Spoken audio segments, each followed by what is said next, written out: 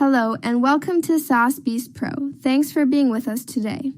In this video, we will explain how to restore bookmarks in Firefox so you can recover your saved websites easily. Step 1. Open Firefox and click on the menu icon with 3 horizontal lines. In the top right corner, this menu provides access to all bookmark tools. It is important because bookmark restoration starts from here. Step 2. Click on Bookmarks and then select Manage Bookmarks.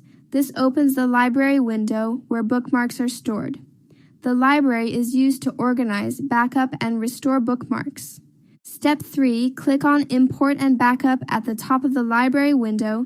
This option controls all bookmark recovery methods. It allows you to restore bookmarks safely without manual effort. Step 4.